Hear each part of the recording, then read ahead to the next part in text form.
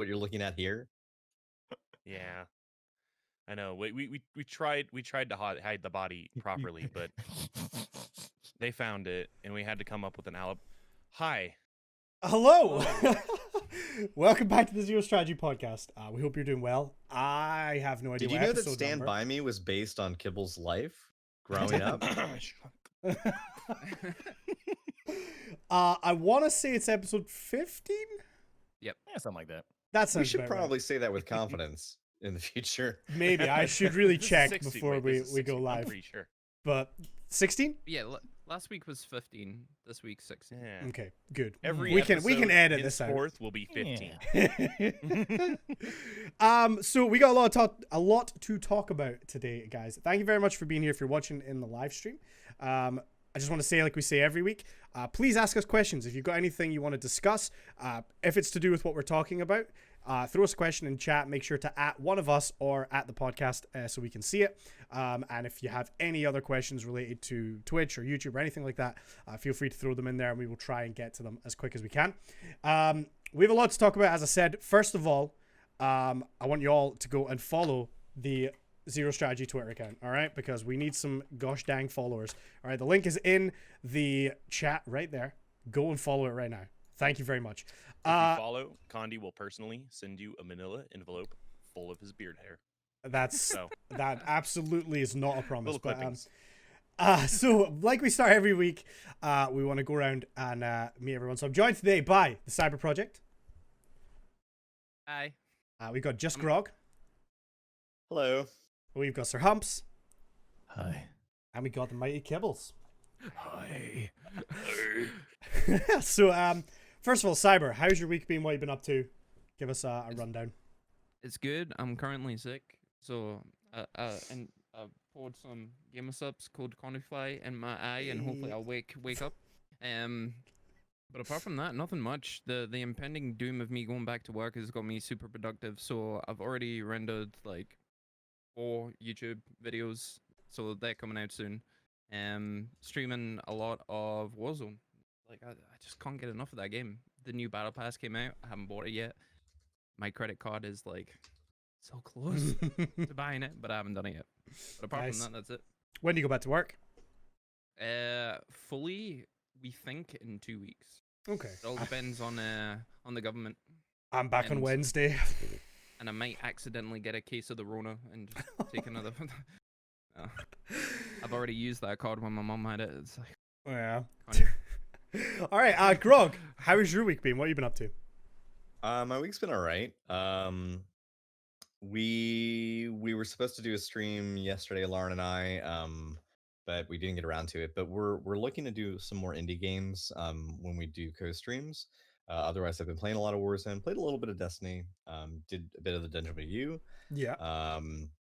But I think I'm probably going to be maybe tackling Destiny more like off stream than on. Still bits here and there on stream, but I'm really enjoying Warzone. I'm looking forward to Cyberpunk in just a couple months. Yeah. So, yeah. What is it, like the 17th of September or something like that? Yeah, it's pretty close. I'm 5 also days before Destiny 2. Yeah, I'm a little stressed that like next week I'm technically supposed to be going back to work, so we'll see what that means for my schedule. But schedule is gonna persist, just may be slightly revised. So we'll see. All right, nice. Humps, what have you been up to? Not a whole lot. Been streaming, obviously. Been doing the Destinies and the War Zones. Been getting dubs, you know. Doing better sniper loadouts than Grog. Hashtag suppressor. You know, hashtag no suppressor. As he shakes his head. Wrong. Categorically wrong. Been doing some work. I gotta start work again tomorrow. Ugh. I'm dreading that. I'm the opposite of Cyber. Like, impending work does not make me more productive. It just makes me want to like sit, do nothing, and make the day go as long as possible to avoid the next day. I know the feeling. Kibbles, what's your week been like? Just like everyone else, a lot of Warzone. a lot of Warzone. I finally finished a video that I recorded with Grog 3 weeks ago. 3 weeks ago. That's not up yet, is it? And, I haven't seen that. No, and it'll be up later today. Hey. Oh, I'm excited. Yeah. And then yeah, I start work again full time on Monday as well. Ooh, Yeah. sucks. Yeah, Working no, from home was so nice. I'm gonna miss it. we're all I in the don't want to same be boat. back. People couldn't call me. They couldn't call my office, so I didn't have to hear people all day. Yeah, no more booty shorts for you. I know. Wait, when has that stopped him before? I don't know, Kibbles, has it stopped you? Yeah, I have to wear jeans and steel-toed boots. I Ugh. have to wear a hat all day. Ugh. It's a prison. But underneath those jeans, there's still booty Oh, there's- shorts, right? I mean, there's something a little skimpier than that. But so anyway, All right, cool. Well, thank you very much, everyone. So we got a lot to talk about. First of all, you may have seen the situation that happened with the DMCA, the Digital Millennium Copyright Act, which is something that we've talked about a little bit before. that's what that stands for. I think I had so. no idea. Yep. Unless I'm wrong. Yeah. Okay. Good. Nope. That's right. Yep. Digital Millennium Falcon. That's it. Yes, the Digital Millennium Falcon. So I have a bit of experience with it. So does Cyber, I believe. I mean, we all have talked about this previously, but it's something that came up on Twitch again specifically this week. So, I mean, Cyber, tell us what happened. Give us the rundown on what happened this week, This week, or well, Oh, what's geez. happened recently. well, a lot of companies have wised up, to say the least, and they are starting to hit a lot of Twitch streamers for using their licensed material, whether that be individual songs on VODs or clips.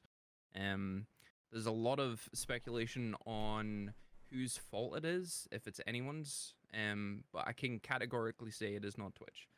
You know, they are not actively seeking out these clips and VODs and saying, I, as Twitch, are personally gonna DMCA you. Yeah, Twitch doesn't have the power to DMCA. It's Yeah. There's almost two sides to it. So there is companies that own the licenses to these songs, and they are choosing to copyright strike your channel essentially.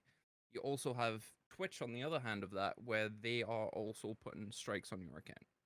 So you have to remember the two things. One thing I do want to clear up, right? Copyright free music is a terminology that a lot of people use. It is not copyright free. Someone owns that music and they are giving you the license to stream that without any repercussions. I want to make that very clear because the amount of people that I do see saying copyright free music is absolutely okay to use on stream. Yes, you are correct. And it's almost semantics arguing the other, but if somebody else buys the license to that music, they could in the future copyright strike your channel. I just want to get that out there. Yeah, like about a year ago or so, there was someone on YouTube that was using something that he got permission from the artist, is like a rapper or something, and he was using that for all of his outro and intro stuff, and then he got signed later, and then they retroactively striked all of his stuff. Like, it wasn't the artist's choice, it was the record label's choice. Yes. So it Sounds about right. very rarely comes down to the artist. Another big misconception, because I've seen a lot of band members and musicians have been streaming on Twitch recently, and I've had a few people come into my chat saying, well, I asked this person in their stream if I was cool to use their music, and they said yes, but that doesn't mean that you're not going to get striked. That person might be signed to a label. That label might be striking people without them even knowing about it. So it's you've got to be very, very careful. Specifically, I think there was 3 songs that got hit this past week or recently. There was 3 main ones anyway. It Yeah, was, I remember In that the Cake Club. by the Ocean. Yeah, that song got hit. And It was one that other. Ariana Grande song. Fun fact about that Cake by the Ocean, the drummer of that band is in a metal band. Oh, really? It's the one with Joe Jonas. Yeah. Interesting. Shit. They're a Swedish band, right? What? Fuck, Well- isn't that the one with Joe Jonas? No, it's not. Cake by the Okay, wait, no, Cake one sec, by one the sec. Ocean. No, Isn't because the- it was a translation to English, and they didn't. It was actually supposed to be Sex Who by am the I Ocean, thinking? but like Who am I it was thinking? but like the translation or something got weird and it turned into cake by the ocean. And then the artists were like, that sounds cool. Let's keep it. Let me see here. There you go. Now we know. So That's a fun Kyle, fact. Let me see. Kyle Cables. brought up Let me see. Let a me good see. thing in chat. He said, I personally think Twitch are leaving streamers to fend for themselves, which is kind of wrong. Specifically, what they have done with the emote authentication. I Vocalist assume you're Joe talking. Jonas. I think you're talking specifically about the emote authentication and the copyright thing, but it's not Twitch's responsibility to tell you that you using copyright material on your content is wrong. Yes. That Right. is We'll it's a- dive into the emote thing specifically as well, because there's a Yeah. lot to talk about there. because this has been floating around for years. Like recently, 22. To be specific. yeah, like a lot of big streamers have kind of put it out on their platforms, and it's become widely known that Twitch are now starting to like copyright strike people's channels. But it didn't just happen now. It's been happening for a very long time. YouTube have had this problem, and they had to change their entire platform specifically to deal with this problem. Yep. And Twitch, to an extent, does help you. They mute certain VODs where their algorithm does pick it up, but the sole responsibility of you using copyright material that you do not own the license for is down to the individual. Yeah. 100%. So I think the scary thing is that, correct me if I'm wrong, you can get a maximum of 2 DMCA strikes on your channel, and then on the third one you're permabanned. Yes. Right? Allegedly. Now, I've seen a lot of streamers that have never had a claim that have basically said retroactively for the last 3 years they've now been hit with 2 claims. You know, and there's people that are in a situation where if they get hit with one more claim, their channel's gone. All right, which is obviously quite a scary prospect, especially when they're going backwards and hitting, you know, old clips. So I'm assuming most of you are like me. I went through one day last week and deleted everything, all the old clips from 4 years ago, thousands of clips, every VOD, all deleted because I don't want to take the chance of getting hit with something. I've been using DMCA safe music for a while, but there's still even sound clips on the soundboard and stuff that I've took away because I don't want to risk. Yeah, it's interesting because, like you mentioned, Twitch mute VODs when the algorithm picks it up, but they don't mute clips. So, and it was people that were getting hit with clips specifically, I think, was the issue. Yep. And the Yeah. crazy thing is, it's not even a clip that you've created. It could be a clip that one of your viewers has created of your stream that's still associated with your channel that's then going to get claimed. Which is kind of, it's crazy, but at the end of the day, it does come down to you to know what you're doing with copyright material. I've seen a lot of people saying, oh, well, I don't like Twitch's new TOS. I don't like the new rules. They're not new rules. That's never been, it's always been the case. It's just that nobody's ever really, Twitch has been a wild west for so long because people just haven't bothered. It's been such a niche thing. Companies have had no interest until now. But I mean, all it takes, I assume, is one guy to go, yep, let's just run the algorithm on Twitch and just pick up what we can and just start striking people. I think fundamentally the issue now is really just that there wasn't a technology or resources available to provide mass enforcement. There wasn't. It wasn't until you had sort of like soft AI that could run these algorithms, and they're also, by the way, folks, looking to do this in real time. There Yes. is Yeah. technology in the works that it's not in place yet, but some record companies and some of the companies that supply these algorithms are working towards doing real-time strikes. That means that they're not scanning old archive content or content that has been posted and sat for hours or days. They could be doing it in real time. The thing is, with the Digital Millennium Copyright Act, it's 22 years old. Internet was still dial-up in 1998. DSL was just barely entering the marketplace. So we're talking about 56k bps, like that's it. So clearly the internet has grown in leaps and bounds, and there are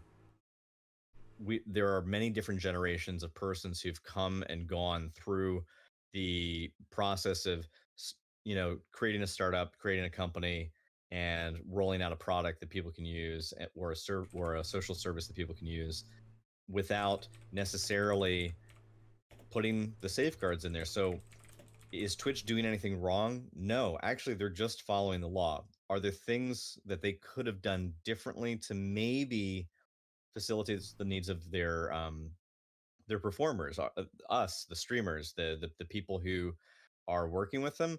Yeah, I mean, it is entirely possible that there were other things that could have been done to make the process simpler, um, in terms of accessing copyright free content. But the thing is, the law has never changed. It's still the same as it always was. Um, One of the differences is if you look at YouTube in terms of the strikes and how they handle them and how they demonetize content, like they just got out in front of that early and have been for years now. Twitch just didn't enforce it, and now as the technology has gotten better, the technology is making sure that it can be enforceable. So it's not a Twitch versus everyone else thing. It's a all of us using content and one not reading terms of service. When you get a new phone or you download iTunes or you start up anything that has you scroll all the way down to the bit where you click I agree, no one's reading that. And that's where this stuff is. It's not like we weren't told. We just it was convenient to not know, Yeah. and it was also then convenient for the company to not enforce it because there weren't the tools to enforce it. And really, that's the change. There are now tools. Yeah. Those tools are only going to get better. I fully expect at some point in the future, iTunes is going to show up and tell me that they own my house because I agreed to something years ago. You know, it's they could have put anything in there. I wasn't going to read it. You know, it's a scary kind of prospect, and I think it's good that people are getting wise to it now. Again, if you've been on listened to this podcast before, you'll know that my Twitter got banned for multiple DMCA claims from old tweets. And they struck me with like 20 DMCAs, like one after the other. So as far as Twitter were concerned, I got strike after strike after strike rather than just one big strike. And they banned my Twitter like that. So I moved away to sort of more safe music pretty quickly on Twitch because I didn't want the same thing to happen. And it's more stuff is happening now. Like Grog was saying, we know for a fact that there is technology available that is going to be able to strike people live. Which means you could get a strike while you're streaming and, you know, potentially lose your channel. It is really down to the streamer to be safe and to be aware of those things. But yeah, ultimately, I think the important thing is that it isn't Twitch's fault. You know, if you remember the whole Article 17, Article 13 thing that was happening in the EU, where they were going to be basically making the platform responsible. So again, my understanding of this might not be amazing, but as far as I know, like right now, these platforms are protected by Safe Harbor, which basically means if I upload the B movie to YouTube, the entire movie, right, and I get a copyright claim, YouTube can't be sued for that because all YouTube have to do is take down the video or block the video or whatever, right? As long as they do that, they're covered and they can't be sued. However, the new Article 13, 17, whatever, that law was coming in, was basically making it so that that company that owns the B movie can sue YouTube for however much money, right? And if you think about the millions upon millions of people that upload stuff to YouTube every day, YouTube could be suddenly just hit with millions of dollars of lawsuits.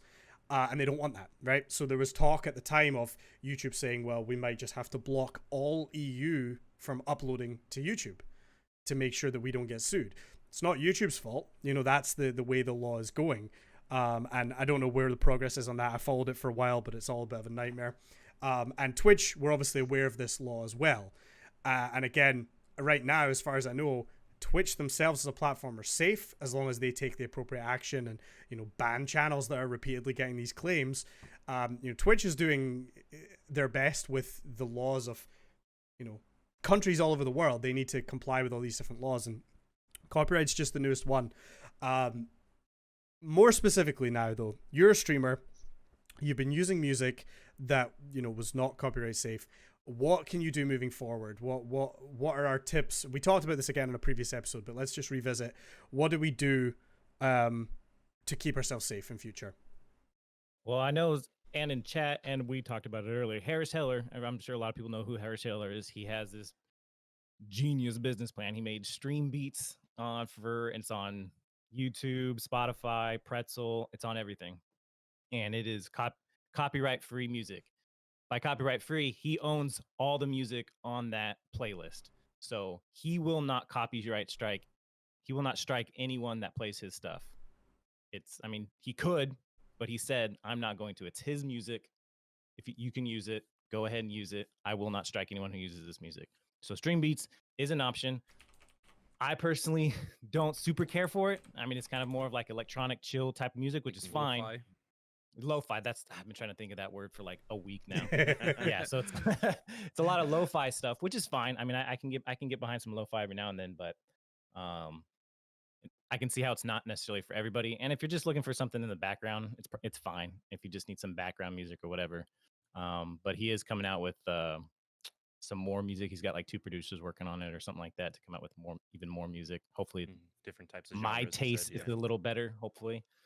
But personally, Pretzel is another. Pretzel Rocks. It's another. They only play music that they either own the rights to or have been given permission to be allowed to use it, and they're not going to get striked for it. Yep.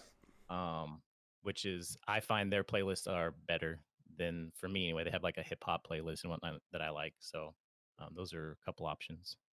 Yeah, what I've been using is Epidemic Sound. I've been using it for, I don't remember how long ago I messaged you about it, Condi, but it seems like 7 or 8 months.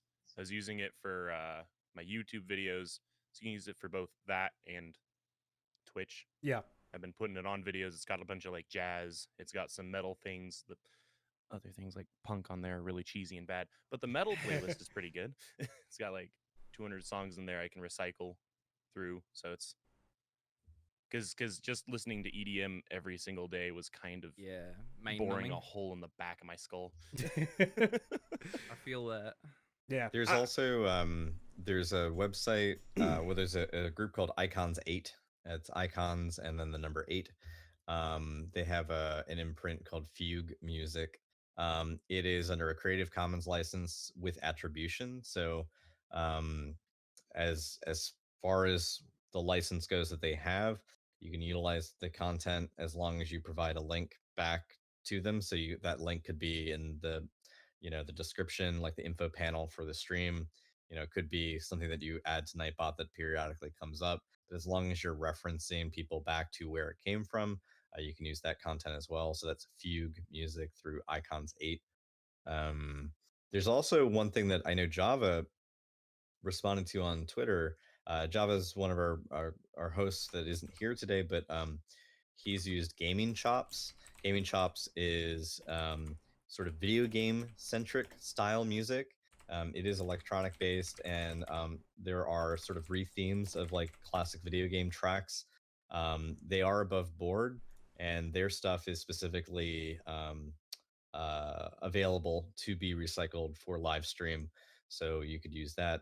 They're on Spotify. So if you search Gaming Chops, all one word, you will find like a profile. And then under that is all their playlists. Somebody brought up Monster Cat in Condi's stream earlier today. It's a great suggestion, but I actually looked into it recently because I was familiar with them. A lot of what I knew of Monster Cat was, again, like lots of electronic stuff, lots of sort of, hype dubsteppy kind of things. Like trap.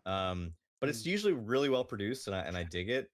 The thing is that when looking into what they offer, you have to be whitelisted by them, and to be whitelisted, you have to pay a $5 monthly fee, which allows you to use their entire body of music on their entire catalog. But if you're not whitelisted, they will still DMCA you because you have basically not agreed, to the terms of use.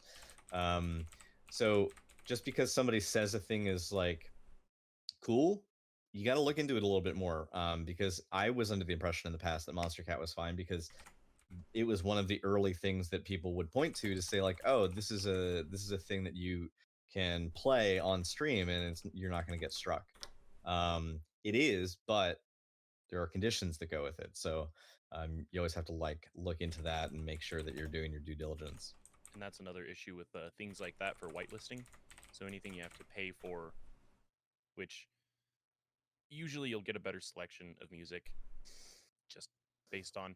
But something I was worried about is paying a subscription for something like that where you get whitelisted. What if a year down the line you don't want to pay for that anymore? You can't pay for it anymore. Your entire catalog of videos is dead in the water, basically. Yeah, you'd have to delete It's all all your shit. DMCA. Yeah, Yep. it's a So good it's point. little, You're trapped in. it's a little spooky. Who still uses Spotify? Out of I do. curiosity. Well, I mean, like, what do you mean? I use it Still in, like, personally. Still use it stream? on stream. Not anymore. I've stopped. My last stream, Friday was the first time I didn't use Spotify. Is there a reason why you're not using Spotify? Their free their copyright lists, or their, what do they call it? The non-copyright music, NY, so whatever the category is. I don't really care for it. It's the same. It's the same thing. Stream Beats is on there, and I know Stream Beats is everywhere, but like Stream Beats is probably the biggest catalog of like decent music. It's just not my style. That's all. Yeah. Because I have seen a lot of people saying that you can't use Spotify according to the TOS, for like a commercial purpose. But a lot of people don't know that Spotify actually built a Twitch integration. They want you to use their service. For sure. Why would they not? Yeah. Exactly, but it goes back to what Grog said. You need to make sure that you do your like due diligence and actually the songs that you use, you can actually like use. Right. Because actually, since you said that, when I first started streaming, I was looking like, oh, what music could you stream? Because I mean, I knew copyright was a thing, obviously, and getting striked and whatnot. And people are like, use copyright free. And then I found out no one really gave a shit. Like every big streamer was using Spotify, playing whatever music they wanted to and whatnot. And so I was just like, all right, screw it. I'll do the same thing. So that's why I just use Spotify, whether or not I was like, they're going to mute the songs that would get copyright striked, which isn't necessarily the case on the VODs. I mean, they only mute certain songs that like reach a volume, because not all the time my volume's the same. You know what I mean? Like intermission volume's a little higher or whatever. So I think it's a volume level that it can for Twitch to pick up to mute the VOD, I think. Yeah, it's both volume level and clarity. Like, Yeah. so you could have something at a constant decibel range, but then like if you have a lull elsewhere, it's just gonna be audible for that bit. Yeah. I mean, part of it is like, I think a lot of people, no matter where you're from, what country you live in, most people see a posted speed limit on the highway, they drive a little faster.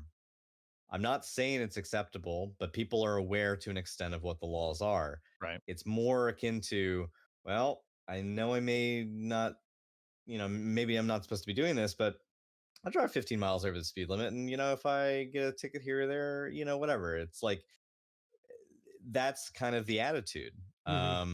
And it's just because that's how it's been has never meant that it's technically, legally okay to go over the speed limit. But we all do it. And I think it's one of those things where, because it has been so culturally accepted, but yet it still flies in the face of the law as written. Just makes it complicated, an issue to talk about, because people feel like, no, I always drive 55 going to grandma's house. It's like, yeah, but you're in a 35, dude. Like, you can't do that. Like, that's fine that you are, but like, I mean, also, it's like, I've never caused an accident. It's like, no, you haven't. I mean, it's like the same argument could be made, like, well, I'm never going to try and resell somebody's music, or I'm never going to try and screw over the artist, or I'm never going to try. The thing is, you may operate with the best of intentions, but it doesn't matter fundamentally. Like, that's what sucks about it, is that you could be a person who pays for all their music. They don't bit torrent anything. You buy everything you can from Bandcamp. You do all that stuff.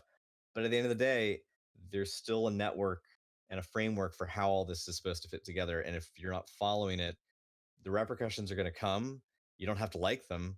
We don't have to like that we get a speeding ticket when we were only going 2 miles over the speed limit. Accidents do happen, but you have to be prepared, because I mean, I don't know. Yep, I mean, do what you're absolutely. gonna do, but just have the understanding that There will be you know. consequences. Yeah, Yeah. exactly. Or there 100%. may be Potentially, consequences. you know, When will Yeah. you're opening when there's yourself up consequences to for an your issue. actions?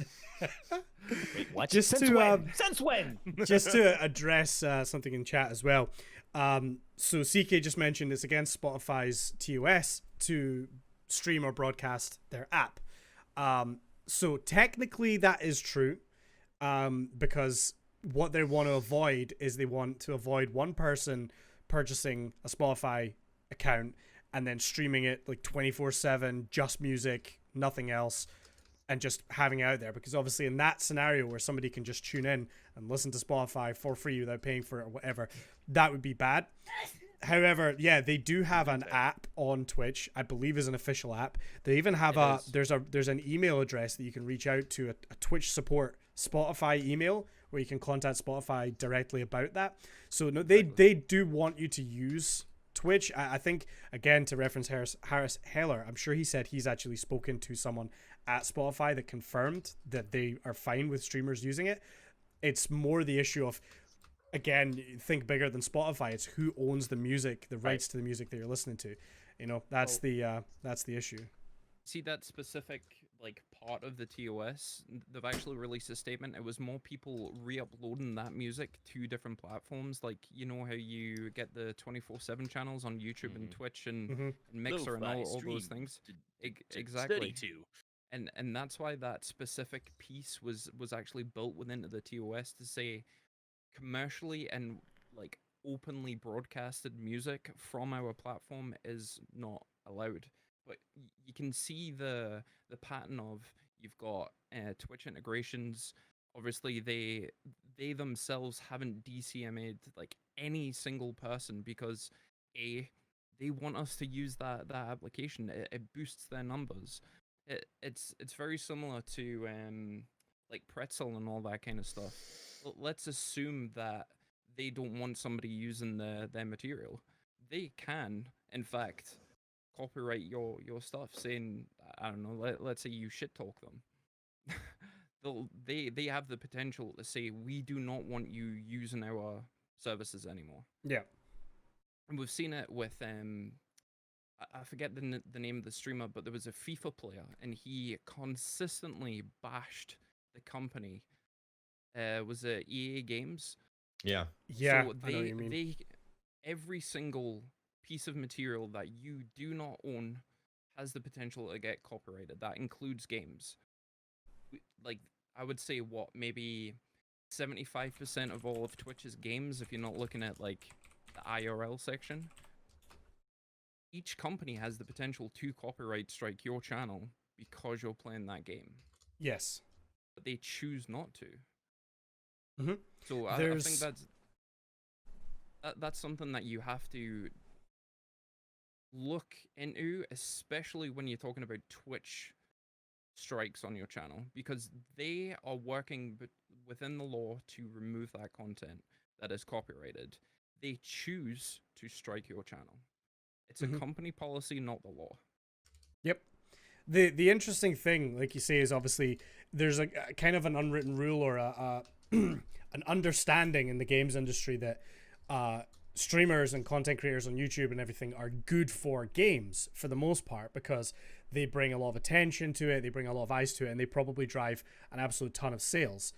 Again, you know, you could look at it very technically. That game, they own the copyright to the game, whoever published it or whatever, and in theory they could. I mean, I think you will probably remember the whole thing with Nintendo a few years ago, where Nintendo said, look at us, we are fine with you streaming and making videos in our game, but you have to give us a percentage of your earnings, right? Which was like, people didn't like it, right? But yeah, it's there's that understanding there. And I don't think that's ever going to be the case with the music industry, based on how we've seen it continue to be on YouTube and everything like that. It's a difficult one. And again, there's just really nothing we can do about it, to be honest. I had another point, which I can't remember. Something that was brought up in chat that I wanted to mention, because I thought it was an excellent point. Let me actually just see if I can find out who referenced it. I think it was YT Dominic's YT, I think. But it was a conversation related to Grand Theft Auto and other games like it, where you have a game, you have a property, a game property, where they have licensed other music, usually from huge notable artists. Maybe it's the Rolling Stones, maybe it's you know whomever it may be. They're big, top 40 artists. The issue is that because you're streaming a game that the publishers may be fine with you streaming, you can still be DMCA'd and hit with a claim because an algorithm picked up music that you don't have the permission to stream, despite the fact that it's in a game that you've bought, that you probably own, and you are then playing. And again, the publisher is fine with you playing it, but the thing is, the deal as it was made was not between you and the publisher. The deal with that music was made between the publisher and the artist or the music company that owns it. So they are entitled to that partnership. You are not, even though you are a participant in playing the game and wishing to play it with other people. And so that's been an issue for a lot of titles where Spot the old guy. Yeah, thanks, CK. I don't know. What do you want? The Beatles? The Beatles? What are the kids like? The Bob Beatles. Anyway, but yeah, it's you can definitely get in trouble because you could be playing a game and you're using in-game content only. You don't have anything playing on your desktop. You don't have anything playing in the background. There's nothing ambient in your room. There's nothing that could be misconstrued as accidental. It's just part of the game, and you can still get in trouble. And it just, I don't know. I mean, I think if it comes down to, if you're ever uncertain, just err on the side of caution always. But you can't even just trust, oh well, I'm not running Spotify, or I'm not running iTunes, or I'm not running my own personal catalog, or I don't have my speaker system in the back of the room playing something. That's not always enough, and you have to be cognizant of the fact that you could get in trouble if it's somehow tied to a third party, and if they are large and important, and probably are tied deeply to the music industry, like that can still be on you. Yep. Even though you're just playing the game. I did find a solution. I looked up some things, and for $1,000 to $15,000 per month, you could just basically operate like a radio station and buy all the rights to music. Okay, that sounds extremely cost effective. That sounds worth it. Okay. Yeah. We're gonna need some more Twitch Prime subs. So the interesting thing that we have to remember as well is, as Grog's kind of alluded to, this law was made before streaming and YouTube content was a thing. All right. I'm sure when they originally made this law, they did not take into account that one day there would be thousands of people live streaming and listening to this music. Internet would be what it is today. Exactly. When they made this law, there was Napster. What I mean? That's it. So Napster and Kazaa, LimeWire. Yeah.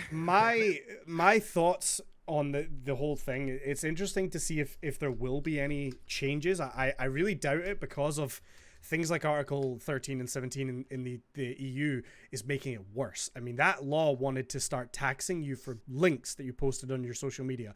They wanted to start copy striking memes because it's a copyright material that you're uploading, right? It's craziness. And this might just be my opinion, and I might be totally wrong, but it's because the people making these laws are not they're of a generation that doesn't understand, and they're scared of new media, and they're worried about how this is going to affect the big companies, and they want their things to stay as they were. They're trying to hold back the internet. Now maybe that's a hot take, I don't know, but that's the way I see it. And if it was people more of our generation that know what the internet is, and the good and the bad, and would understand it a bit better, then I'm sure a compromise could be reached.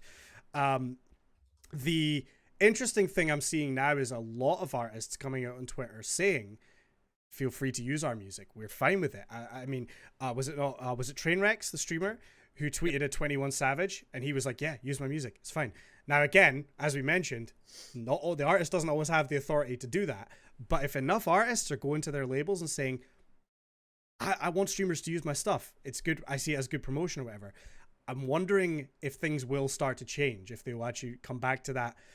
You know, if Twitch and Amazon with all their billions can work out some kind of deal with licensing. I don't know how it's going to go, but yeah, what are your guys' thoughts? I think thoughts? it will evolve. It has to. I mean, like Grog said in chat, like, I mean, the DMCA law, it's antiquated. It really is. It's 100% antiquated. It was based in a time where, like we said, you know, people were really just downloading shit. That's what people were doing. They were downloading music, illegally taking things. People, I mean, at least I'm out of it. I mean, I don't do that. I haven't done that since I was a teenager. You know what I mean? Like, I don't I mean, especially with Pandora coming out, Spotify coming out, and like, and look at how people great his Netflix. beard is. You know that hasn't been a while. That's not been recent, folks. It's been a minute. I haven't stolen any music since I was fully brown hair. So at least 30 years ago. Yeah. But like now, you know, it's evolved to where like anyone can listen to pretty much anything they want for essentially free using, you know, maybe an ad or two here and there using Spotify, Pandora, whatever, pick your music of choice. And now it's just like, we're not trying to, people aren't using, like, especially in terms of like streaming and whatnot, or even just background music for YouTube content. Like, no one's putting that on there to like make money off that music. It's just they want a good sounding clip behind whatever they're doing, just to give it either some context or give it some whatever. But that is not the point of having music in the background. Yes. Like when I stream, I have music in the background. I can barely even hear it. It's just really just for in between matches or in between whatever. Like, it's just there as background, so it's not super quiet. So it's not dead air. A lull in there. The thing is, it has to evolve, because if you look at the law and take this with a pinch of salt, streaming is not a legitimate job title, right? What if I want a pinch of sugar?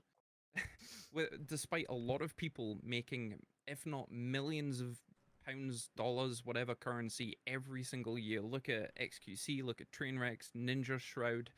They're millionaires, but they cannot say they are a streamer in an official law like sense. So it needs to evolve.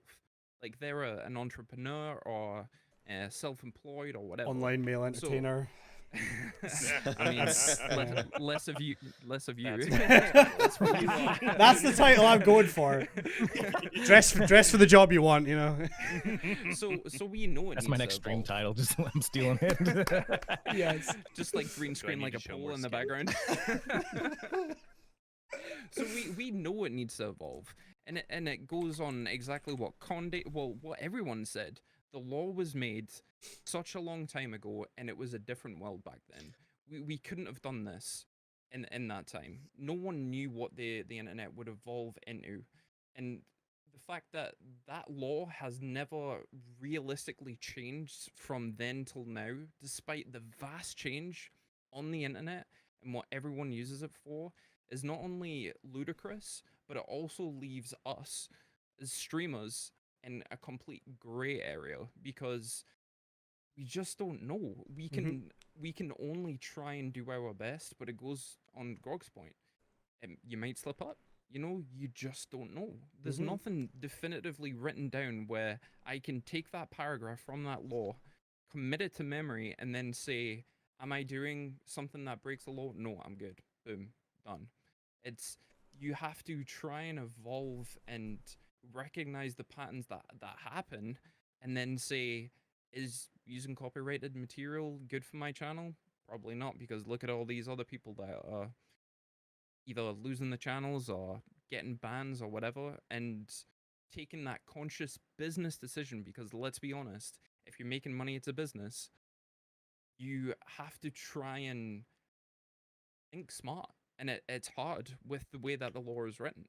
It really is. It baffles me. Like, I'm not the most intelligent person, but it's hard to keep up. It really is, because there's always the next Twitch scandal. You know, who would have thought that, let's say 6 months ago, we would have been in this position where we knew for a fact using copyrighted material has the potential to lose all of our hard work over the years. Well, I think in a lot of ways, people just didn't know because there were other assumptions that we operated on that we trusted. Like, I like Josh, would look and say, oh, well, that part of my VOD got muted, whatever. Doesn't matter. Like that's the solution. If it means that parts of my VODs get muted, okay, it's fine. Whatever. Like I didn't think twice about it. But it's when this wave of DMCA's went out and it was hitting clips, and then people not even realizing, shit, clips don't get muted. Yep. Clips can be made by anybody. Yeah. Fuck. Because like, think about it this way. I went back through and deleted mine. I maybe had to get rid of 40, 50 clips that I clipped myself, maybe 20 to 30 clips other people had clipped of my channel. If you're big, like super big, you have thousands and thousands of clips that you didn't make. Yeah. You had Hear about nothing to do Shroud? with. Oh my god. So Shroud like, had almost 1 million clips. yeah. He did not And make. here's that what's yet, wild. like- Here's what's wild to me. This goes to show how all of this is just a weird, nebulous Wild West. And although there are rules that are being enforced and there are rules that are very concrete and how they are currently being interpreted, there's a lot of gray area because, again, as people here have said, the internet has evolved, things have changed, things are new technologies have been added that didn't exist before 22 years ago. But the thing is that there is no provision in or like the DMCA for the instance of Twitch having clips that someone else clipped of your channel, but now you're liable for, but they clipped it. The clip doesn't exist. The VOD doesn't exist anymore. Even if you're a partner, your VODs only stick around for a certain period of time, but clips are forever. So like your VOD could have expired. The content might not even exist anymore, but for a 30-second clip that someone used and took of your channel without you knowing. Now, are you culpable for the fact that you used copywritten music at that time and then someone clipped it and the clip just happens to stick around? Well, yeah, you are. But also, what's equally bizarre is that here we have 2 of the 5 of us in the UK. The Digital Millennium Copyright Act was signed and written in Congress here in the United States, but you guys are liable to it. Like, that's also fucking wild. Yeah. That like the way in which that international laws are enforced, there's a lot of vagaries. It's like, well, we have half of our hosts are in the UK and the other half are here in the States, and it's like, you guys are just as culpable as we are to being hit by this thing. But yet it wasn't your government that created specifically the Digital Millennium Copyright Act. But Yeah. that's the thing that's happening when you get struck. So it's like, clearly something needs to change. Clearly there needs to be revisions. But but here's the thing: if you have a broken system that is broken, but it's still facilitating the needs and the wants of people who are still making the money from it, that doesn't incentivize them to change it, because to do so would mean that they could potentially lose revenue, and that's just not in their interest. Yep. They don't see the bigger picture, I think. Yeah. It's to kind of move it along a little bit, I guess, to kind of wrap it up. If you are currently streaming on Twitch, maybe you have been for a while, and you are worried about this, delete your clips. You can do it in your dashboard. You can delete them in batches. I did them in batches of 20 at a time. I've been on Twitch a long time, 4 or 5 years. So I had thousands. It took me all day. It was a nightmare. VODs, I had to go through them one by one. And that's, the last 3 months I've streamed almost every day. So I had, sometimes twice a day, I had so many VODs and I had to manually click each one and delete, because you can't be sure. You just can't. I mean, I've had VODs muted for in-game music previously. I've uploaded maybe a bit of my stream that's been claimed on YouTube for in-game music. You never know what's going to hit you. And like you say, even if you're thinking, well, I'm a small streamer, I only have 1 viewer, 2 viewers, you don't know, right? You could still have stuff being clipped. It doesn't tell you if someone's clipped something from you unless you go and check. I mean, there's a bot, which I don't know if this happens for everyone, but when I look at my clips, I see there's a bot that clips every time anybody donates. There's a bot that creates a clip every time. That's nothing I've set up. That just happens on my channel. I don't know why. I didn't set it up. Dodgy as fuck. Yeah, right. It's Jack Skynet Jack the tabs Clipper. on you. Right? It's an account called Jack the Clipper, which is a funny name, obviously. Like that's it's a good, well, okay, right. it's a good pun. Great reference. It's a good pun. Conde. But like that bot clips donations that Serial I killer never who set up. murder prostitutes. It's a great name. It's a good pun, is all I'm trying to say, okay? But yeah, those clips you don't know that if they're getting hit on your channel, and you, if you want to be safe, deal with the situation of, you know, I'm listening to safe music now for future streams, but to be safe, I would advise deleting old stuff. I had to do it. I know a lot of other people did, Yeah, I think because we all did. yeah, took me all day, nightmare. But Which that's sucks the too, 'cause best when you have way. like someone new going to your channel or something like that, and There's no content. like, up until like recently, like you know, no VODs, no clips, like they have Mhm. no way. I mean, we'll talk about in a minute like the channel trailer and stuff other than that, but yeah, there's like no real way to like really find out kind of like who you are, because you go to the channel that's offline or something, go through their clips, go through their VOD or something just to kind of check, see how they are, and I don't know. It's a pain, Yeah, but- it's upsetting. Because highlights also stick around. You know, you can go into a VOD and highlight a portion, which can be a couple hours. I think it's a decent chunk. They stick around as well. They don't get deleted with VODs automatically. So when I went through all my VODs, all that was left was highlights at the bottom. Like they're all from like way back in the day when I streamed off the PS4. Because I was playing Destiny. There was no music. I was streaming right off my PS4, so I didn't have anything else on screen. So I left all those. So like anybody clicking on my channel during that time would have seen my most recent stream as several years ago, and just like beardless Conde with on a PS4 playing an old game. Like it would have been very weird. So it's upsetting, and by all means, you know, you can go in, you can download your clips, anything you want to save. Maybe this is an opportunity to start a YouTube channel, to upload some highlights onto your YouTube, or post them on you know, other platforms if they're safe, you know, and you're not going to get DMCA'd, because you can get DMCA'd on Twitter as well, as we know. But that would be the best advice. I will put a tweet later on the Zero Strategy Twitter with some helpful links for, you know, safer music to use. So if you're interested, definitely check that out. But yeah, that's kind of our thoughts on it. I did not expect to talk about this one topic for an hour. Unless anyone else has got any other thoughts, we can sort of jump into the next thing, which is kind of related. yeah. Perfect. So the next thing is emotes, which is another topic that we dived deep into the other day. So to give some background, emotes are a thing you unlock when you become an affiliate on Twitch. You can upload emotes. I think you start with 3, and then that goes up as you gain more subs, which is the same when you become a partner. The more subs you get, the more emote slots you get, etc., etc. So when this got announced, before affiliate was a thing, a partner would upload an emote. Twitch had to manually review it to make sure it was within TOS, it was not inappropriate in any way, and then it was okay for them to use. And then it would get approved, and it would go live on the website. When they added affiliates, there was obviously, I think something like the first wave of affiliates was like 10,000 people. Yep. Yeah. So they were like, well, we can't manually review everything. So they gave partners the ability to just upload, and they don't need approval. They would just go live immediately, because I assume the way they looked at it was a partner is a more trusted person. They've got more to lose. They're less likely to do anything crazy. But affiliates had to have their emotes approved manually.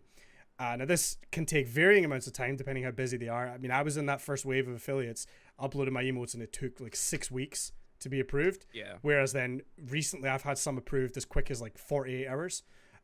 It just depends on the backlog with Twitch. So very recently, in the last week, they announced everybody just gets instant approval on their emotes. You can upload an emote, it will be approved immediately. I haven't tested this myself. I'm in the process of doing new emotes, but I've not had a chance to actually test this. But from what I've heard and from what Twitch itself has told me, everything will get approved immediately without having to be checked by Twitch, which is an interesting thing because it could lead to some issues. So what's our thoughts on that? Well, It's a scary time to be alive.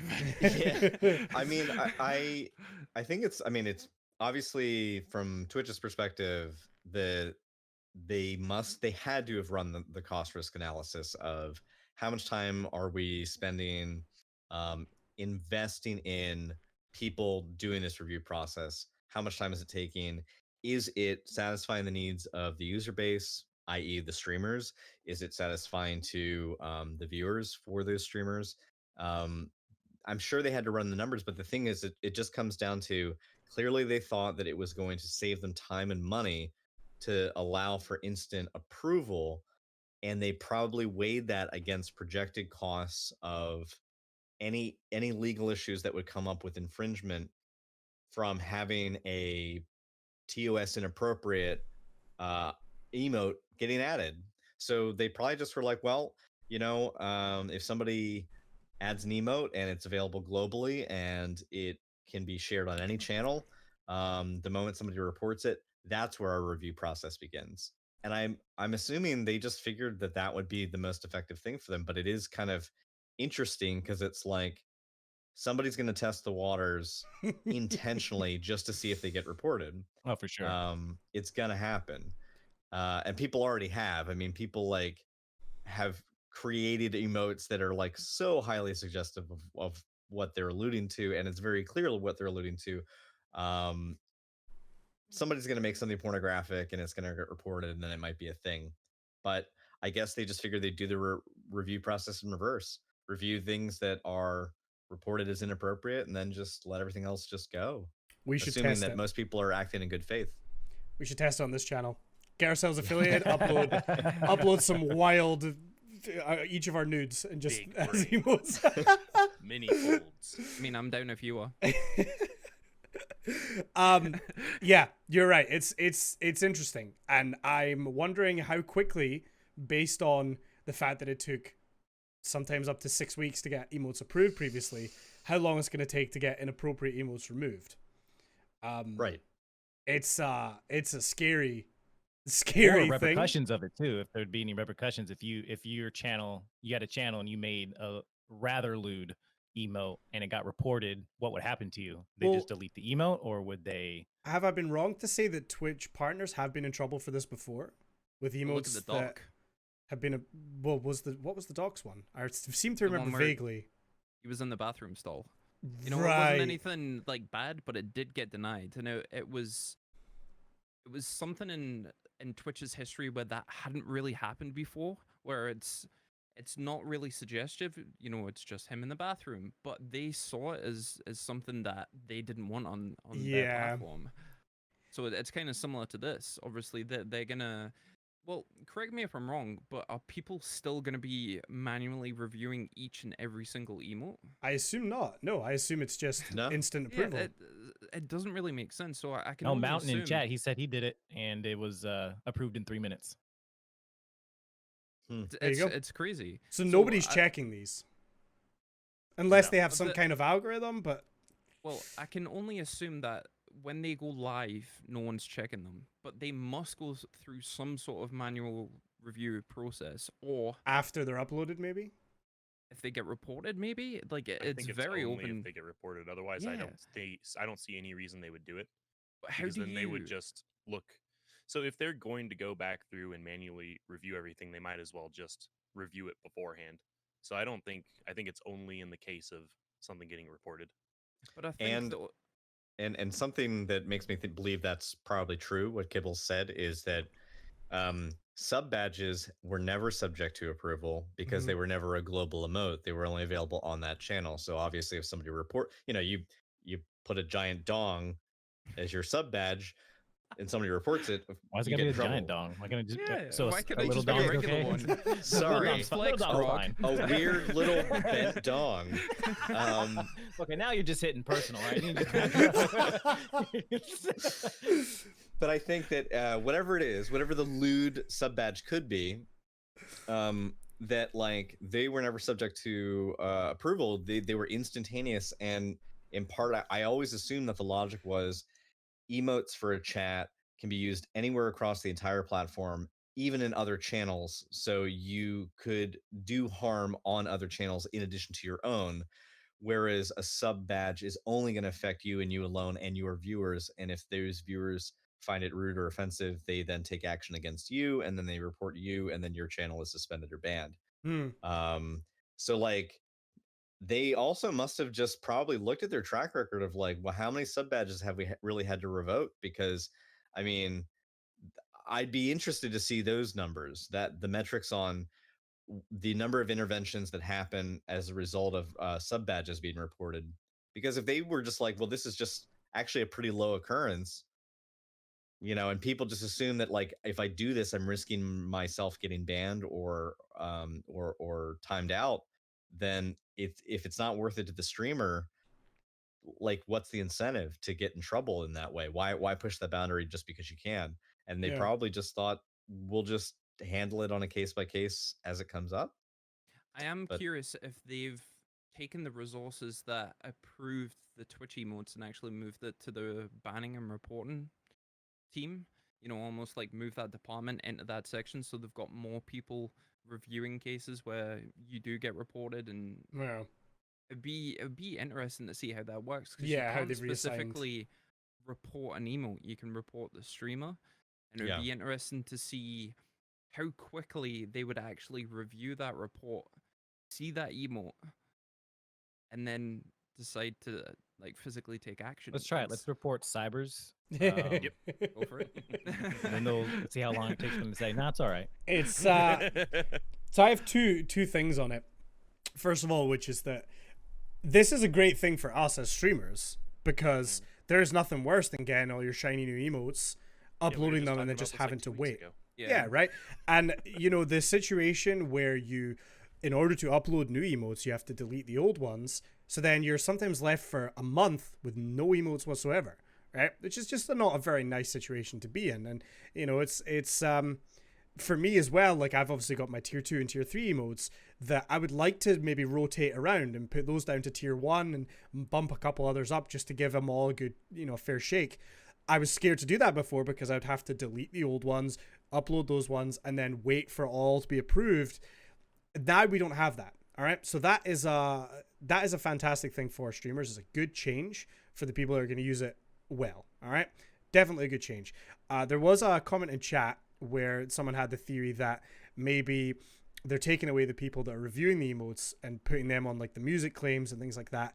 I don't think I don't necessarily think that's a thing that really even requires manpower to have people reviewing all these DMCAs, because they just seem to be automated for the most part. I'm sure there is some staff looking at it, but No, that's their policy. Is if it gets reported, they just take action, because if they don't take action on it, then they're liable. exactly. So in a They are legal breaking sense, the they law. have to just The theory I have on this, which is maybe a bit wild, but my theory on it is they've been listening to our podcast and they took our suggestion from 2 weeks ago.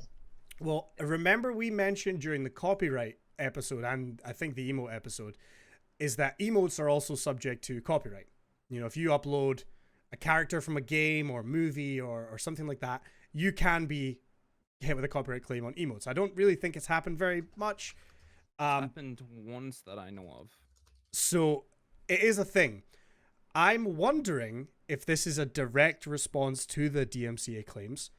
Twitch don't want to be in a position where X streamer gets DMCA'd for an emote, and that streamer turns around and says, well, Twitch approved it. Yeah. Now, I know Twitch still are fine. They're not liable, but they approved it, and now they're being claimed. Maybe Twitch is just saying, we want nothing to do with it. You get hit with a copyright strike on your own emote, nothing to do with us. We didn't approve it. We didn't review it. It's not That'd our be smart on policy. their part. It's not our policy to check emotes. There's probably some truth in that, but you're almost putting the liability on the person who approved that emote to like recognize every single image that's ever Exactly. been on the internet. Yeah, exactly. So I would say you are probably correct, Conde, but I think it's almost appealing to the masses of people saying, I need to wait a month for an emote. What the fuck is happening? And I think they've it's almost streamlined that process. It's really just they get two things out of it. They remove their liability and they appease people. Yeah, it's a without two birds, one looking stone. like Exactly. It's a smart, like, supervillain type approach. I like it. It might be completely off base, but I think it's interesting. Maybe they're think it's- foreseeing, okay, music is starting to become a thing that people are aware of. Maybe we get ahead of the curve and just completely take responsibility away from emotes as well. Because again, I don't know how much that would hold up if I got striked and I say, well, Twitch reviewed my emote and they approved it. They said it was fine. I still don't think I've got a leg to stand on in that case. I think Twitch can turn around and say, well, it's not our job to check for copyright. That's on you. They're probably right, but maybe this just However, avoids it does that say whole. in their TOS True. that it specifically calls out those copyright things for emotes. Yeah, that is in and the for, TOS. Yeah, It's 'cause it's interesting. I looked over the TOS portion of that when the channel points came out. He was like, Mhm. "Oh, you can put custom things. Like, can you put copyright things on here? Let me see." Yeah, the answer is almost always going to be no. Yeah, because I reached out through Twitch support, and they're like, "Oh, it just falls under the same stuff as emote," and then they sent a link to that portion of TOS, and yeah, no copyright anywhere, any image. It's almost like we know what we're talking about because everything we say, like two or 3 weeks later, it comes true. If that's not a reason to follow this channel, I don't know what is. Dude, when the DMCA thing hit, I immediately tweeted out the link of our video where we talked about copyright. Exactly. Like literally like 3 weeks ago, we said, I think you even said, Cyber, one day they're gonna start striking live content, and now they're talking about it. It's crazy. Not my fault, I promise. It wasn't me. Blame Cyber. Hashtag blame Cyber. That's so I guess with that, like with the emote change, it's a small change. I don't like that hashtag, not at all. The are you guys planning to do anything different now with your emotes? Are you more inclined to change about those emotes now that you've got They're the all less going to be time? zoomed in pictures of my face. Well, I think of will the sub as creativity many it's- times as it takes. Like the creativity. Oh, you said your face. I think you said your boys. And then I was like, Oh no, I said my nose. oh, okay. You have two? I guess if I get like the right angle, it could look kind of like my voice. But think of the Not that they're creativity that you disfigured or can anything. actually have. Like, say if you're playing a very specific game, you can change all of your emotes to be specifically about that game or that Yeah, every stream. event. You On can any change it given every day. single stream. Exactly. It's fantastic. It Yeah. opens up such like a whole new world of creativity, and I think a lot of people are looking at the negatives, which we are 100% right to do. You know, there's a lot of people on the internet that you do need to protect, and this could be a gateway for those individuals to either take abuse of the system or to attack certain individuals. But looking on the positive, it gives you the freedom to do whatever you want with those emotes. You do not have to wait for anybody to manually review them. You could make an emote that day and upload it. Britt even said that it took 3 seconds, which is like the approximate time to refresh the page. Yeah. You know, it's crazy the amount of freedom that actually gives you.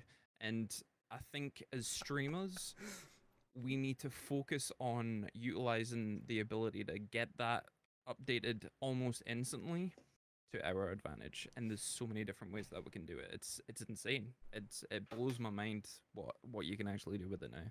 Yeah. I can change them every day. It's a fantastic point. I hadn't actually even thought of that. You know, if you've got a special event stream, maybe you're doing a charity stream, you have your emotes all related around that kind of thing, or maybe you're doing a horror game, so you can have all your emotes based on that. You could have a specific set of Christmas emotes. You could have Halloween emotes. You can, Oh yeah. you can do Yeah, I didn't think of that anything now, and you Those are know, good ideas, Gandhi. yeah, right. So, well, this is I hadn't even thought of Stealing this. these. I had not even thought of this. And for someone like Cyber, who is, you know, graphic design experienced, that knows how to do this. I mean, I'm useless. I would have to think so far ahead to get someone else to make the emotes for me. But if you're able to make your own and do that kind of thing, there's so much creativity there, and you can just you can always just change it right back again the next day. I would love to see someone maybe having different emotes for every day of the week. You know, just it's crazy, and I actually had not considered that at all. It might be a really good. Well, I mean, because then selling point. then you're looking at it kind of like how other businesses do with, you know, shirts, whatever, like things you get like limited time. You know what I mean? So like for a limited time, you sub to my This is- channel, you get this emote, but it's only for a limited time type This thing. is a limited press emote. Yeah, you know what I mean? That's Yeah. that's a really really cool idea, which I hadn't thought of at all. My only, I guess, like I mentioned earlier, my only thing that I would maybe change is moving them around so the tier 2 and tier 3 ones get used by everyone for a while. But then again, I from what someone was explaining before when we talked about this, you can unlock those with channel points as well. So maybe that's not something that really needs to be dealt with as much. But it is a good change if you use it well, like us. Then yeah, we can absolutely do this. Just to talk about that though, like you could even integrate channel points into being like a reward, so you could bring back an emote. Yeah. Yeah. It's Yeah. Wow, a lot of so stuff you can do. happy. It's I'm excited about it as well because I'm again in the process of trying to get a couple new emotes, and I was facing the prospect of, well, I'm gonna have to remove 2 in order to put the 2 new ones in, and then we're gonna have less emotes for however long it takes. No, Now it Connie, can just that's be just done. so short-sighted. You just get partnered forehead, and then you have like what, 30 emotes? I mean, come on. You say Condi and short-sighted? I'm gonna have to fight you now. I'm protecting him. yeah. But yeah, I think it's worth mentioning. It's a interesting change. We'll have to see if Twitch stick by this or if it ends up being reverted if people abuse it. But it's I don't good think to they know. will. You I think don't they'll think stick they by will. it? I think we'll introduce another policy in order to stop the people who are abusing it. You know, if you look on all of the integrations that Twitch have implemented to date, they haven't reneged on one of them. Yeah. So I I- have a feeling they'll keep it. I but- can 100% see a few people deciding to like bot an account to affiliate so they can put some emotes out and then just putting straight up porn so they can just Mhm. plaster it on somebody's stream. So Well, it's someone will do it. gonna Yeah. happen, but I mean, it won't be a ton of people. So there's always shitty people out there. So Yeah, there is. But then again, Twitch does kind of give you the ability to ban those accounts. Hopefully, they won't like spam bot. Like, but you know what? yeah, I think we have the tools in place to at least protect us as small streamers. But I do see a lot of big streamers being hit with things like that in the future. It's going to be exciting to see what actually happens. Yeah.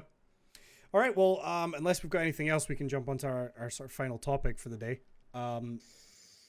which is the kind of redesign that Twitch has gone through again recently. They like to do this from time to time where they just change stuff, and it stresses me out because I don't like change. But they've added, oh, yeah, the view count looks weird. yeah, right. You know what really Yeah. annoys me? Did- They're different colors.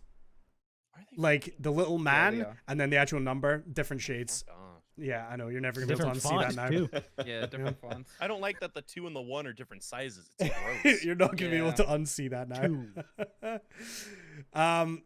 But yes, I'm mad now. basically, I what's didn't notice. Why gonna? did you have to bring this up? But if I have to see it, you have to see it. All right, that's just the way it is. Yes, basically, they've changed out your offline page, and they've changed out a few things.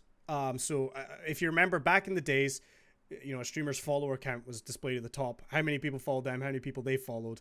And then they moved that behind another window that you had to click into. Now that's gone, and they sort of put it down underneath the stream again. And on top of that, when you click on a channel now, it brings you to like a sort of an onboarding page before you click on the stream. You guys seen this? Where it'll show you a tiny bit of the stream, and it'll say, click here to watch live. Even though you're already on the channel, you got to then click to watch I had it. to do that with this right now. Yeah. Yeah. when we started. Nah, so I've done nothing to the Zero Strategy channel. It's all default as it was. But I've messed with it a little bit on my own channel because you can add a few things to it now. So there's your little blurb, right? Your little info thing. About me. Yeah, your about me. I added a couple little things in there because mine was like from 4 years ago that I never even looked at. That obviously is now front and center when you come to the channel. So you better make sure you put something good in there. You can now add social links directly to that, which is quite clever because you tell it like, okay, it's Twitter, and it actually comes up with a little emoji like with the bird, so you can have all that. So I added like Twitter and Instagram and YouTube and stuff all to that. But the most, I think, interesting thing is the channel trailer now, which is, I guess, a better way of, again, if I wanted to check out a streamer and they weren't live, I might go and look through their clips or their VODs to try and get a taste of what that streamer's content is like. Now you have a channel trailer that is there on your stream when you're offline. You can put anything you want for 60 seconds, as long as it's obviously within TOS and everything like that. You said anything. I mean, Kibbles, you go ahead. The consequences are your own. But you can upload this channel trailer to, I guess, give people that taste of you and your content and what it is. So what I want to talk about a little bit is what we think. First of all, has anyone done it? What did they do? What do we think a good channel trailer is? And what advice do we give to people? Just to preface this, I've not really done it. I basically took the small intro video that I play at the start of every stream, which was 3 minutes long. I cut the first minute and I just uploaded it as the channel trailer. So it's not a good channel trailer at all, but it's something till I can make something else. Unfortunately, I had to delete all my old clips, so I have no old content to fall back on to make this trailer, which is just great timing. But yes, I kind of want to talk about it a little bit. Distraught. I'm frustrated about it. I'm really frustrated. But yeah, what are first of all, has anyone looked into this at all yet? The only thing I've done, so real quick on the about me part, if you don't put anything in there, like, so I guess I didn't have anything on the about me, like on my actual channel.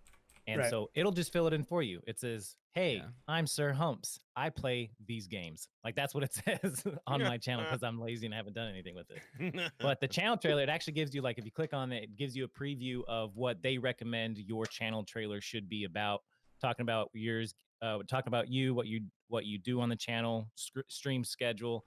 And then it says, make sure it's 60 seconds, and it cuts off exactly at the end of him saying that, which is, I thought was kind of funny. Yeah. Because it was at 60 seconds. And but which that's a great way. I think Cyber, you probably gonna, I think you said you tried a little bit for the channel trailer, right? You were like filming a little bit.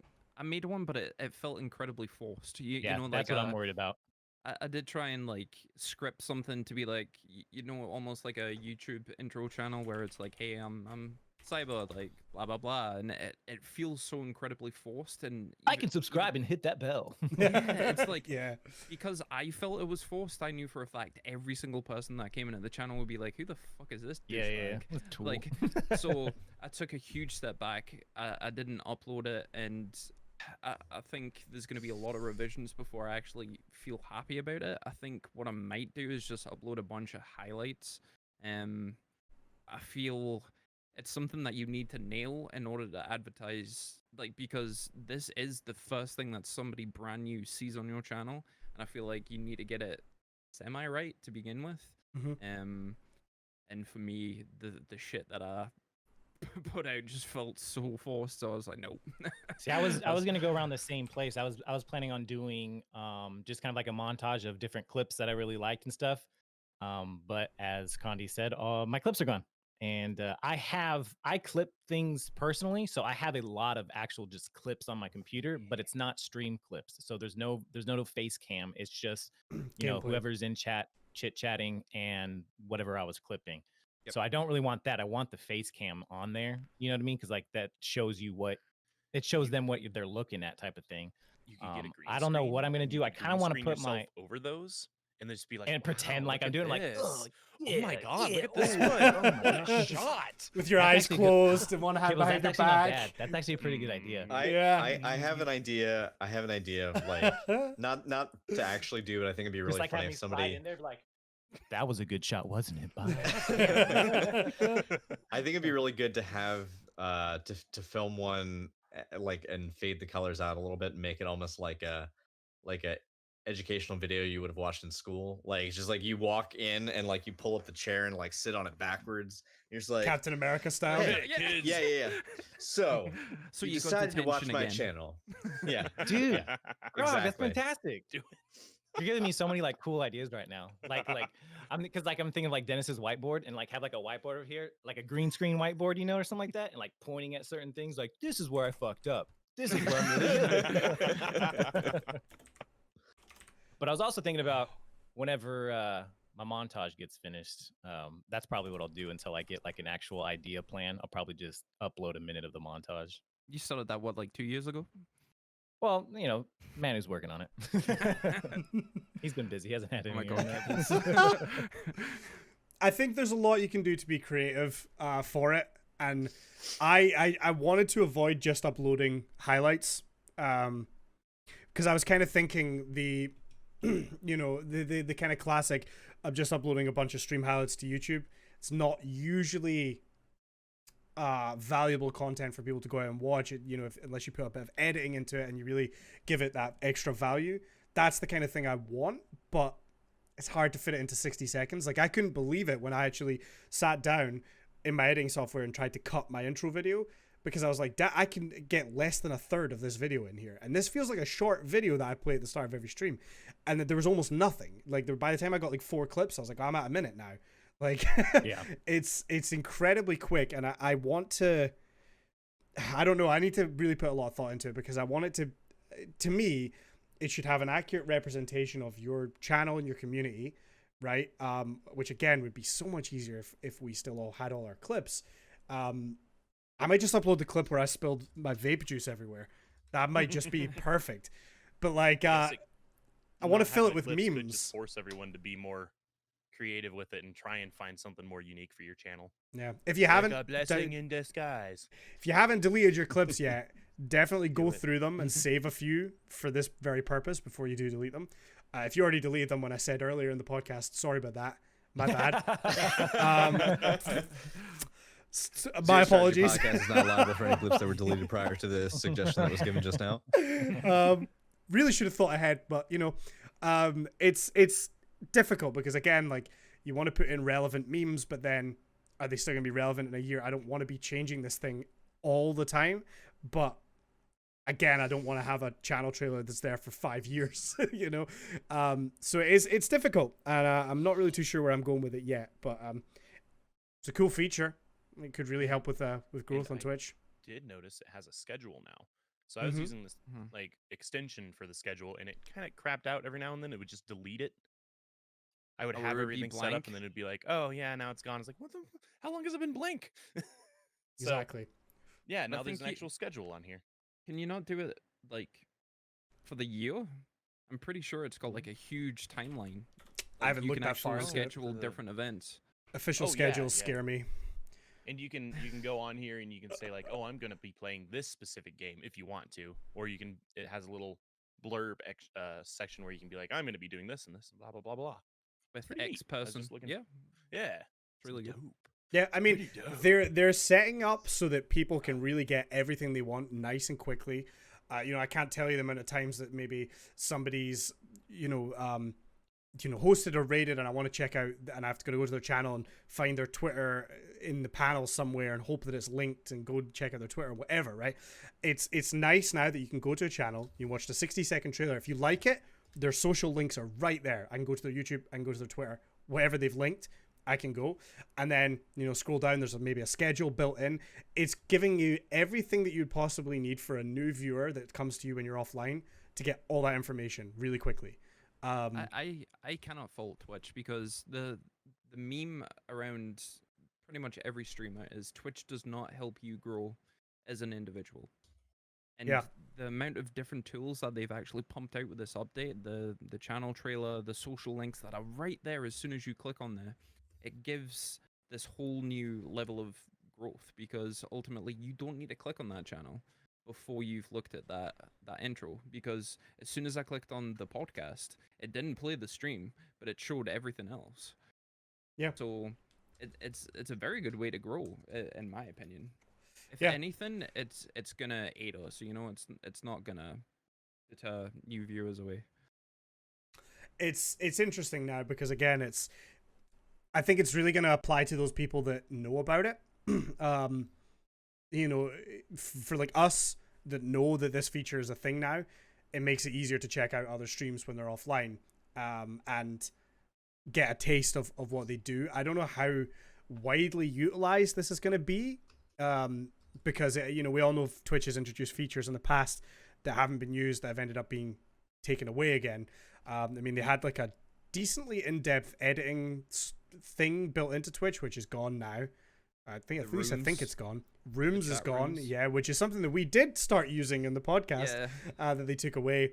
It's I feel like this is something that maybe people aren't gonna use, and that could be an advantage for those who do use it. If you actually put the time in, you make a good trailer, you have good information in your little bio and your social links, and it could actually be a very, very useful thing. So definitely put some thought into it. But I do still think maybe if you've got 60 seconds of something, put something in the channel trailer for the time being, just to fill that gap until you can really come up with something that you're proud of and want to put out there. But yeah, anyone else got any thoughts on the new design or any of that stuff? Change is bad, but I do like this. Apart from like, there's a couple of things that you do kind of need to work your head around, even going to your own channel. Obviously the panels that you do don't appear right away if you're offline. You need to click on one of the headers. But apart from that, I think it looks really good. It might just be me looking into this not well, but I think everyone that's in your auto host list also gets advertised at the bottom of your channel if they're live as well. Oh, I'm not sure. So like if I went to, like, I'm on my channel just now, all of you are at the bottom and it says that you're not currently live, but it is advertising you guys on my channel, which is amazing. Yeah, that's pretty cool. Be good to get like all of us on that section as well. So yeah, all of us on all of your channels. No, just kidding. kidding. Haha, just kidding. Unless. Well, cool. I think that about wraps it up. Yeah, that was a super, honestly, a really in-depth conversation on the DMCA stuff, which I do appreciate. I know there were some questions in chat, but we've ran quite long today. So let's wrap it up for today, and we can maybe revisit things next week if we want to. I am gonna, again, with the help of some of these gentlemen, link you guys some stuff on the Twitter, which you should all go and follow, by the way, at Zero Strategy Pod. The link is in the live stream. If you're listening on any of the audio platforms, just search Zero Strategy Pod on Twitter, and you'll find us. We'll tweet out some information, some maybe useful things that you can go and look into, yeah. Let's say goodbye to everyone. Cyber, what have you got going on this coming week? What do you want to plug? Well, you can find me on all social medias, the Cyber Project, Instagram, Twitter, TikTok, every good stuff. I do have a YouTube channel as well. I do have 4 videos rendered. Hopefully they will be going up either this week or next week. Hopefully I'll be streaming tonight some Warzone if I feel better. Right now I feel like shit. I'm just hyped up on gamer subs.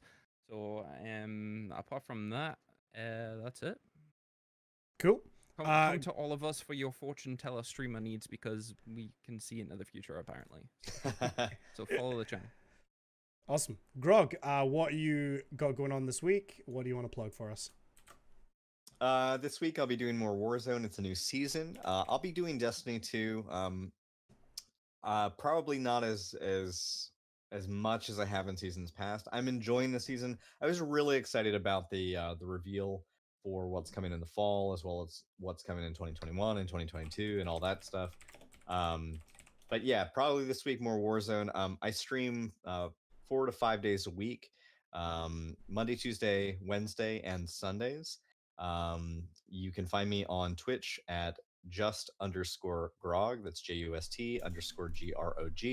Also on YouTube as well. And on Twitter, it is gamer_grog.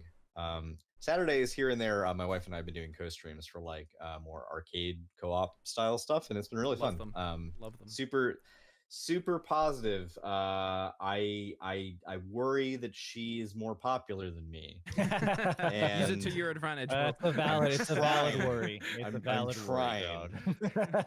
But yeah. Awesome. Thank you. Humps, what about yourself? Hello. Let's see. I stream. Hey, Humster Humps. I stream 3 to 4 days a week. Monday, Wednesday, Fridays are when I stream. You can find me on Twitch. Sir Humps on Twitch, Sir Humps _ on the Twitter, Sir Humps on Instagram. A lot of Destiny, a lot of Warzone, kind of 50-50 right now until probably September. More Destiny, I imagine September comes. I work this week, probably be up. I work Monday, Tuesday, Wednesday. So I normally stream Monday, Wednesday, Friday, but I work 2 of those days. So I'll probably do a makeup on Thursday to make up for those. But so I'll probably be, you can see me then on there and whatnot. What day is it today, Humps? Today's Sunday, Cyber. Yeah, yeah. Oh. It's always, but for me, it's always hump day. Awesome. And Kibbles, what's going on?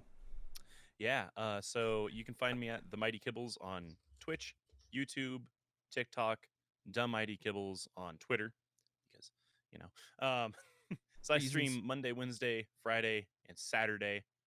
I upload videos on YouTube about every other week is what it's going to be going back to work. I have a video coming out in like an hour, so. Looking forward to watching that. No, pretty sexy. I'll be the guy commenting first. Yeah. That's Can gonna be I my watch it comment. on stream. That's gonna be And my comment. Can you promise not to strike me if I watch it on stream? Let's see. Awesome, cool. And I'm Condyfly. You can find me on Twitch at Condyfly. Twitter is Condyfly with an extra Y. Also youtube.com/Condyfly. We have a new video coming up on Tuesday, I think.